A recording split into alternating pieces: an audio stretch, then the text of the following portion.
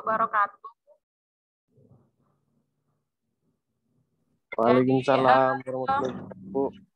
Untuk mata kuliah tindak pidana terorisme ya, Ibu mohon maaf semalam tidak bisa. Harusnya kan kita Jumat ya, 2:30.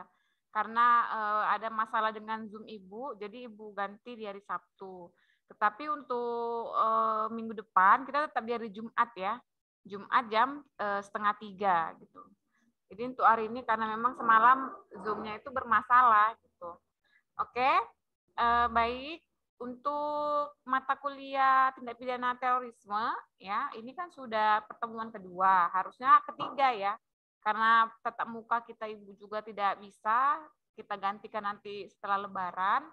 Jadi untuk hari ini mungkin materi ya, materi tentang tindak pidana terorisme. Nah sebelum Ibu masuk ke materi, Ibu ada ngasih tugas nanti ya, tugas pribadi dan tugas kelompok. Jadi untuk satu semester perkuliahan tindak pidana terorisme ini ada 2 tugas. Yang pertama tugas pribadi kalian masing-masing. Nanti dikumpul ketika kita jumpa di tatap muka selanjutnya ya. Dan juga ada tugas kelompok. Nah untuk tugas kelompok sendiri itu buatnya per kelompok ya. Karena dia tugas kelompok, maka buatnya per kelompok. Kita ada berapa orang ya untuk tindak pidana terorisme? Coba lihat di WhatsApp group. Ibu HP Ibu charger pula. WhatsApp group kita ada berapa orang di WhatsApp? Ya ada yang datang.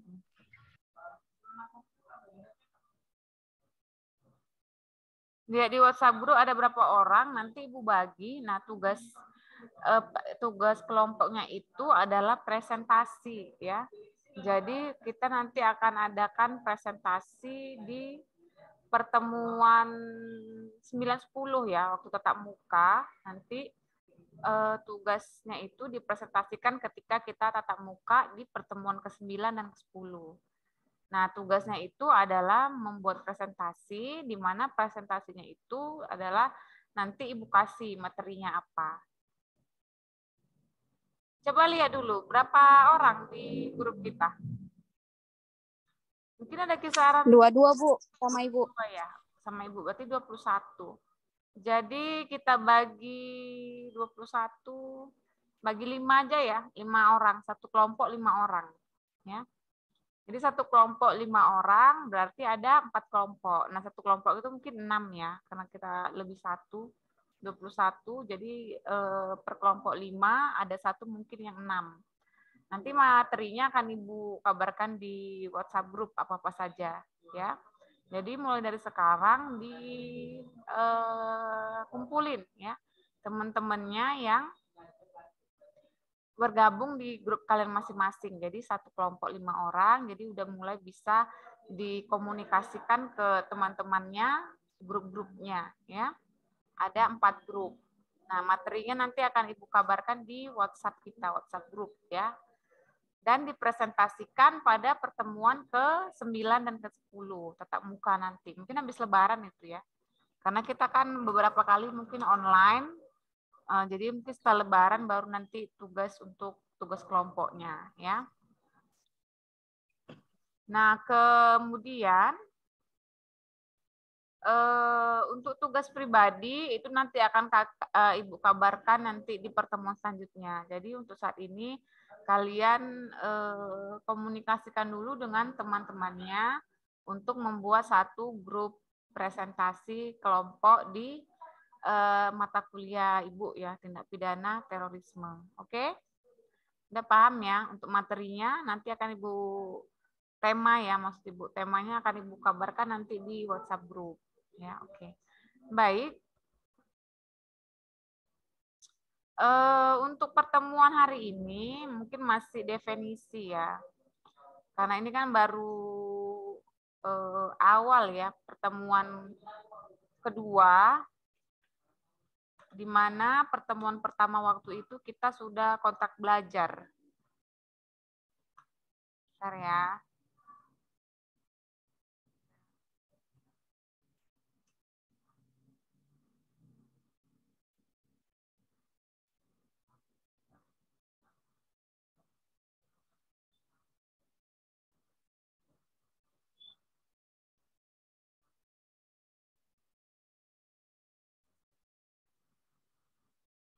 Jadi karena di pertemuan pertama waktu itu kita sudah kontrak belajar, ya, maka hari ini adalah definisi, ya, atau pengertian dari tindak pidana terorisme itu apa. Nah, mungkin kalau secara media massa, ya, atau berita, ya, mungkin kalian sudah sering dengar, ya, apa itu terorisme, ya. Kemudian juga mata kuliah tindak pidana, Ibu rasa sudah pernah mengambil, ya. Jadi tindak pidana terorisme yang kalian selama ini mungkin tahu di media itu adalah kejahatan-kejahatan yang menjadikan teror, ya, menjadikan teror sebagai dasar untuk melakukan kejahatannya, ya. Jadi terorisme misalnya teror bom, ya, atau teror penembakan seperti itu. Jadi teror-teror atau terorisme yang di media-media selama ini kita dengar itu bisa kita secara sederhana kita anggap itu sebagai ancaman, ya, ancaman teror terhadap keamanan negara. Nah, kalau dari segi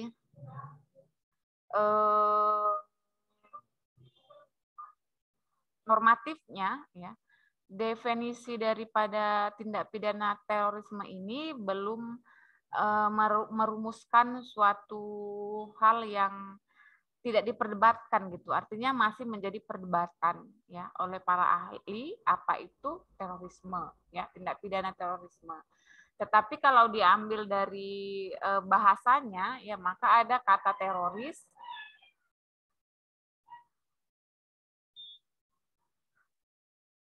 ada kata teror, ya, teror, terorisme, di mana itu berasal dari bahasa Latin, ya, terere, yang kurang lebih artinya itu membuat gemetar atau menggetarkan. Ya, jadi terorisme atau teror yang berasal dari bahasa Latin itu memiliki arti gemetar atau menggetarkan. Kemudian kata teror itu juga menimbulkan definisi kengerian, ya, atau tapi sampai saat ini belum ada definisi terorisme yang bisa diterima secara universal. Nah, jadi pada dasarnya istilah terorisme ini merupakan sebuah konsep yang memiliki konotasi yang sensitif karena terorisme mengakibatkan timbulnya korban warga sipil yang tidak berdosa. Jadi itu, ya, dari definisi bahasa Latin, ya, terere, ya, terere.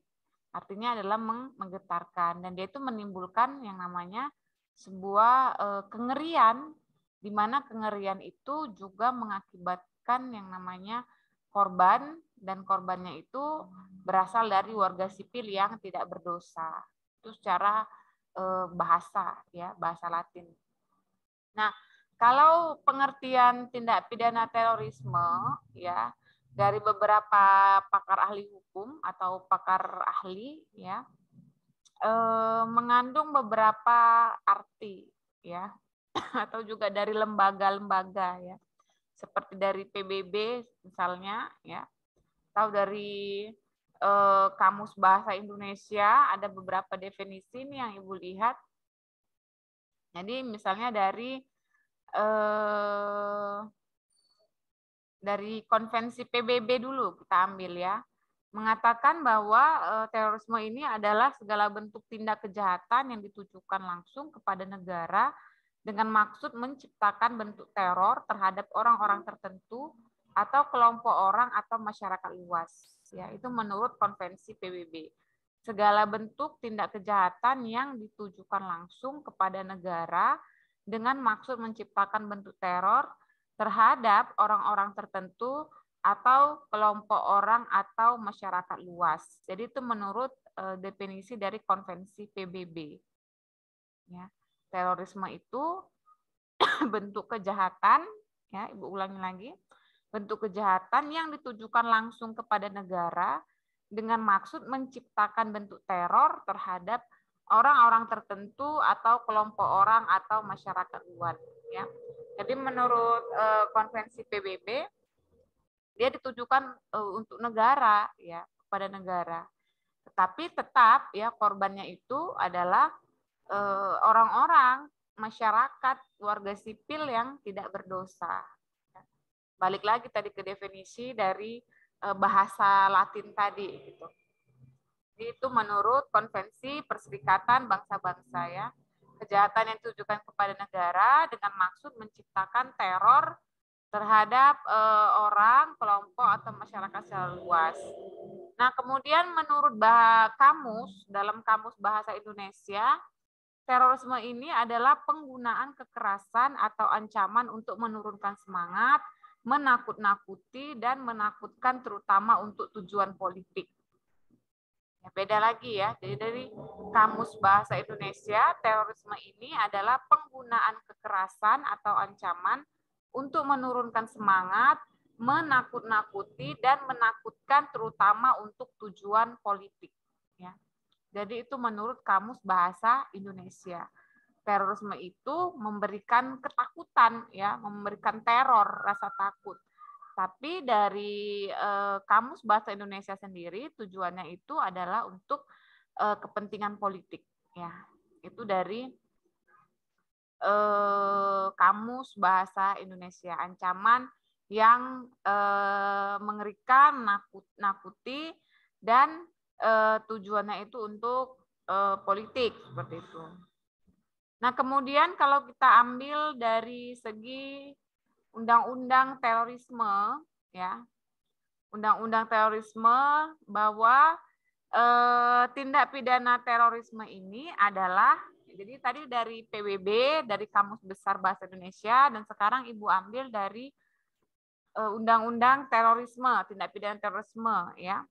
Terorisme adalah perbuatan melawan hukum secara sistematis dengan maksud untuk menghancurkan kedaulatan bangsa dan negara dengan membahayakan nyawa, moral, harta, benda, dan kemerdekaan orang atau menimbulkan kerusakan umum atau suasana teror atau rasa benci terhadap orang secara meluas sehingga terjadi kehancuran terhadap objek-objek vital yang strategis, kebutuhan pokok rakyat, lingkungan hidup, moral, peradaban, rahasia negara, kebudayaan, pendidikan, perekonomian, teknologi, perindustrian, fasilitas umum atau fasilitas internasional.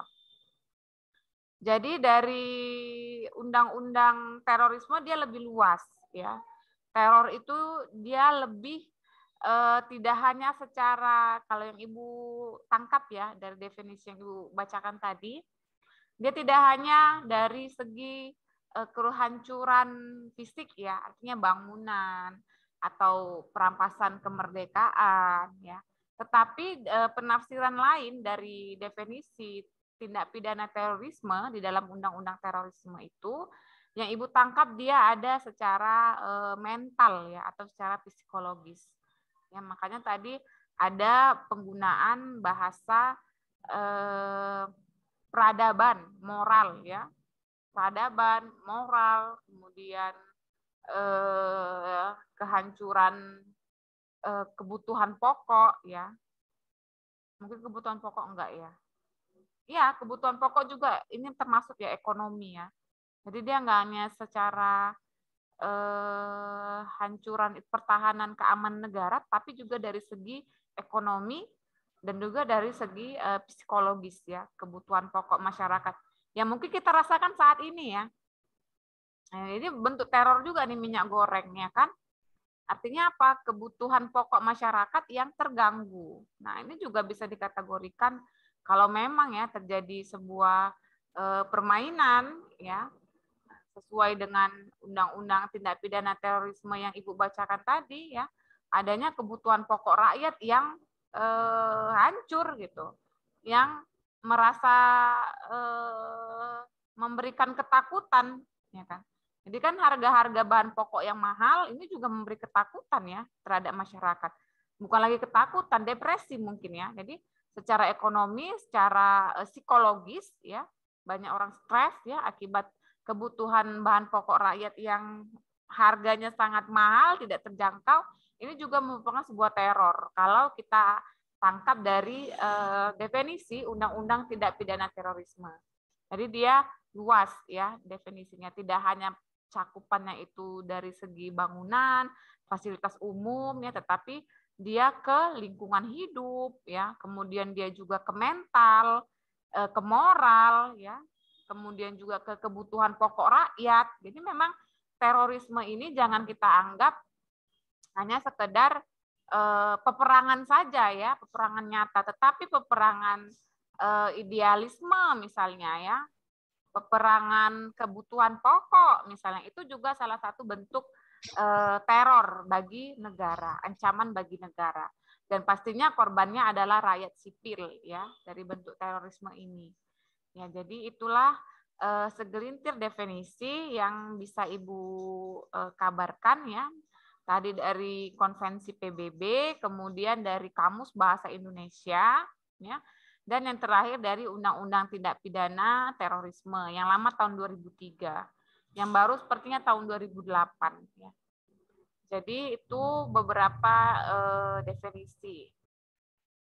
Oke, mungkin sampai situ dulu lah untuk materi Ibu. Jadi Ibu buka sesi tanya jawab ya, karena kan nggak mungkin semua materi nggak ada tanya jawabnya ya, jadi ada feedback. Silakan Ibu beri kesempatan kalian yang ingin bertanya terkait dengan definisi ya dari tindak pidana terorisme.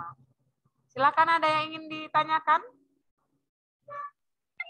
Saya ingin bertanya, boleh Bu? Ya, silakan. Gini Bu, apakah bisa dikategorikan kelompok separatis itu dalam kategori terorisme Bu? Bahwa apa? Kurang jelas. Kelompok separatis. Oh, baik. Terima Ya, kasih Bu. itu aja pertanyaannya. Dan apakah suatu organisasi itu bisa terindikasi terorisme Bu? Itu aja Bu. Nah, oke, baik. Baik, itu pertanyaan dari Timotius ya, apakah gerakan separatisme itu terorisme atau adakah kelompok-kelompok yang dia itu teroris gitu ya? Ya pasti ada gitu. Dan separatis itu memang teror ya. Kalau kita lihat GAM ya, Gerakan Aceh Merdeka ya, itu salah satu contoh gerakan separatis di Aceh yang menimbulkan teror ya. Di Aceh Darussalam ya. Dan alhamdulillahnya itu sudah damai ya. Memang itu separatis itu adalah bentuk teror. Artinya dia mau merdeka ya. Gerakan separatis ini mau merdeka, tetapi kan tidak segampang itu mau memerdekakan sebuah provinsi ya. Nah, dengan cara-cara kekerasan yang dilakukan oleh gerakan separatis Aceh itu, maka itu adalah salah satu bentuk teror. Dan itu teror yang nyata ya. Separatis itu teror nyata, artinya dia ada kelompoknya, dia ada bentuknya, ya, dia ada orang-orangnya. Nah, kalau yang saat ini terjadi mungkin bentuk teror dalam segi yang seperti Ibu katakan tadi, dari segi psikologis, segi ekonomi, segi politik itu yang sulit untuk diidentifikasi. Tapi kalau dalam bentuk separatis itu sangat gampang dan penyelesaiannya juga bisa dengan cepat. Makanya Aceh saat ini sudah bebas dari separatis karena memang sudah diselesaikan dengan damai ya. Kemudian kalau untuk kelompok-kelompok terorisme itu ada nggak Bu? Ya pasti ada ya. Jadi sebenarnya mafia-mafia itu juga teroris itu ya. Mafia-mafia misalnya mafia narkoba ya, mafia senjata api, walaupun tapi nggak memberi ancaman Bu kepada negara, tapi kan memberi kerugian ya.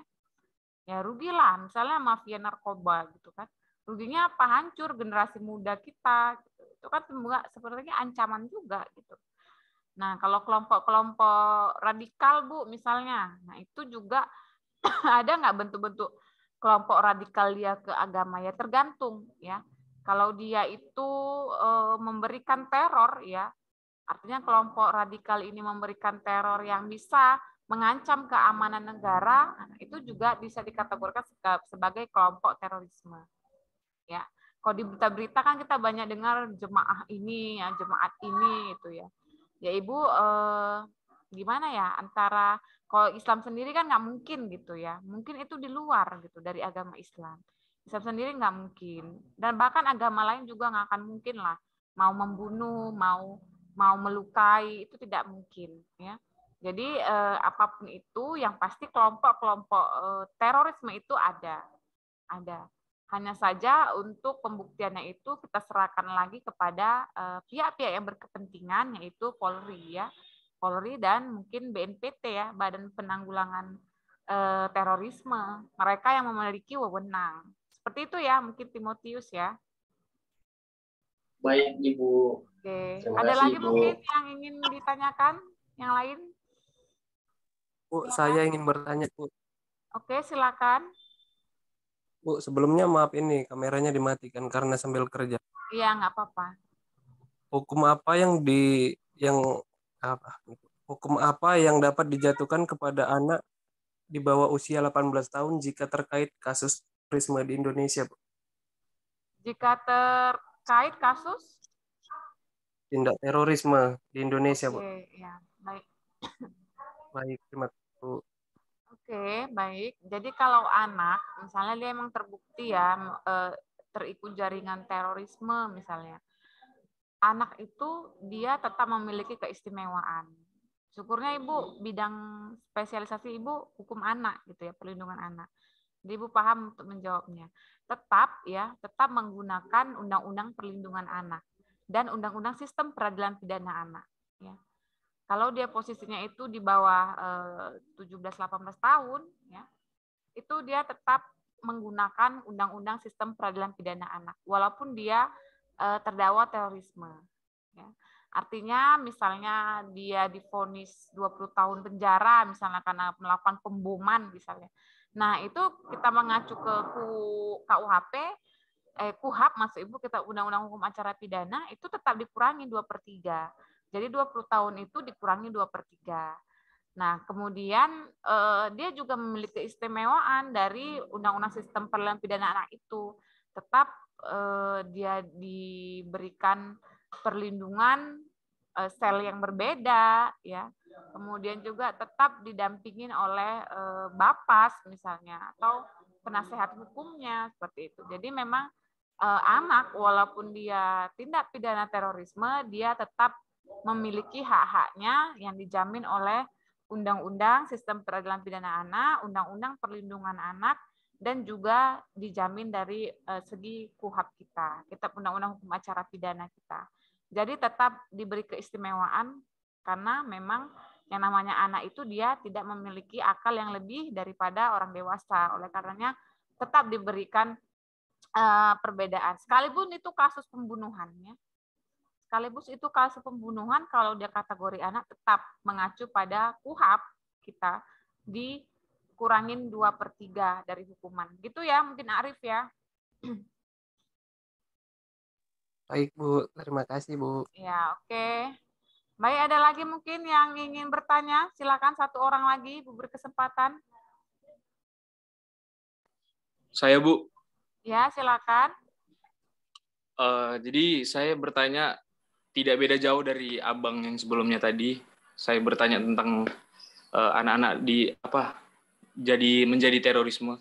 Jadi saya teringat, Bu, ada kejadian di Suriah tahun 2021, kira-kira di bulan Juli, itu lagi konfliknya Suriah dan Turki, Bu. Jadi ada dua orang anak yang dipaksa menjadi terorisme oleh pihak dari Suriah. Jadi dia menyerahkan diri sama tentara Turki, bahwasannya dia dipaksa menjadi terorisme dari pihak Suriah. Jadi itu, Bu, kalau misalnya itu kita jadikan di hukum Indonesia, kalau misalnya ada pemaksaan seperti itu, apakah anak tersebut tetap dihukum yang seperti Ibu bilang? Oke, baik. Ada intervensi mungkin ya. Ya tergantung dari segi pemeriksaan nanti ya di kepolisian. Kalau memang anak itu melakukannya terpaksa, di bawah tekanan, itu akan ada pengecualian. Tetapi kalau dia memang mengikuti seperti case-nya lah, misalnya apabila terjadi di Indonesia gitu ya. Karena kan hukum kita nggak bisa berlaku di Suriah gitu ya. Ya, hukum Syria tetap hukum negara Syria. Kalau terjadilah itu misalnya di Indonesia, maka akan ada tetap pertimbangan-pertimbangan. Bisa saja anak itu misalnya tidak hanya 2/3, ya tergantung hakim nanti vonis. Bisa saja dia itu malah dibebaskan seperti itu. Ya, kenapa? Karena anak itu sekali lagi Bu katakan tidak memiliki akal yang sama dengan kita orang dewasa. Nah, tapi dibuktikan dulu apakah memang intervensi itu benar atau memang si anak itu memang ya udah ikut-ikutan aja gitu. Kalau memang benar itu ada intervensi, dia tetap diberikan keringanan hukuman. Apakah divonis bebas itu juga tergantung dari pemeriksaan-pemeriksaan di proses penyidikan sampai di tahap pengadilan. Ya, tapi bisa saja dia itu bebas. Gitu. Tergantung daripada persidangannya gitu kalau itu terjadi di Indonesia ya. Tapi kalau anak itu memang ya udah ikut-ikutan aja gitu walaupun apa ya dia tetap dihukum gitu. Tergantung lah ya. Jadi Ibu nggak bisa memastikan bisa bebas Bu atau nggak bisa. Vonis itu kan harus ada proses persidangannya, proses pemeriksaannya, intervensi seperti apa gitu. Kalau intervensinya apabila dia tidak ikut ibunya dibunuh misalnya, ya itu pasti bebas lah dia ya kan. Tapi kalau intervensi itu iming-iming misalnya nanti kamu diberikan ini ya itu tetap dihukum gitu anak tersebut. Jadi intervensi seperti apa gitu. Ya, kalau itulah gunanya persidangan gitu ya, menentukan hukuman itu sesuai dengan apa yang terjadi di persidangan. Gitu ya mungkin ya. Tadi siapa? Ini iPhone ini apanya ini? Yang nanya. Oke, mungkin sekian ya dari Ibu karena ya Bu. Ya, siapa namanya? Muhammad Reza tadi Bu. Muhammad Reza. Muhammad Reza. Okay, Muhammad Reza. Nanti ganti ya Muhammad Reza dengan iPhone ya. Ya nggak bisa di ya nggak bisa di pengaturan ya Bu. Saya kurang ngerti di iPhone. Oke, baik. Mungkin sekian ya, Bu, dari pengaturan Ibu ya. Ya. Kita jumpa Jumat ya. Jadi karena minggu semalam itu Zoom Ibu bermasalah, jadi kita jumpa di hari Jumat 2:30 untuk minggu depan ya. Dan sekali lagi Bu minta kalian itu untuk tugas kelompok ya, udah mulai dikomunikasikan sama temennya. Jadi nanti waktu pertemuan ke-9 ke-10 jangan ada lagi tolak-tolakan siapa yang mau maju ya. Jadi sesuai nomor urut 1, kelompok 1 siapa, kelompok 2, kelompok 3 dan 4 ya. Jadi sudah mulai dikomunikasikan terus tugas kelompoknya dan untuk tema nanti akan Ibu kabarkan di WhatsApp grup kita. Baik, mungkin cukup sekian dari Ibu ya. Sekali lagi Bu, saya mau bertanya. Ya. Saya kan telat masuk karena terhambat uang kuliah waktu itu. Apa kelompok sudah dibentuk ya Bu? Belum, baru aja ya, Mama Reza ya. Oh baru. Ya, jadi bisa kamu komunikasikan ya dengan teman-temannya ya. Oke, jadi pertemuan kita yang kedua. Nah, untuk ketiga nanti Ibu akan membahas tentang ruang lingkup dan juga karakter ya. Ruang lingkup dan karakter daripada tindak pidana terorisme atau motivasi. Ruang lingkup dan motivasi mengapa seseorang atau kelompok itu melakukan tindak pidana terorisme. Jadi itu bisa kalian catat dan kalian nanti cari referensinya di rumah. Jadi Jumat depan Ibu menjelaskan sudah pada paham tentang ruang lingkup dan karakter, ya, karakter dari tindak pidana terorisme atau motivasi, ya, motivasi melakukan tindak pidana terorisme. Oke, mungkin cukup sekian dari Ibu ya. Kita jumpa minggu depan ya di jam 2:30 ya. Dan sehat selalu ya. Dan jangan lupa dikomunikasi lagi untuk tugas kelompok. Jadi jangan ada tolak-menolak nanti di pertemuan ke-9 dan ke-10. Oke? Baik, Ibu akhirin ya. Terima kasih. Assalamualaikum warahmatullahi wabarakatuh. Waalaikumsalam. Terima kasih, Bu.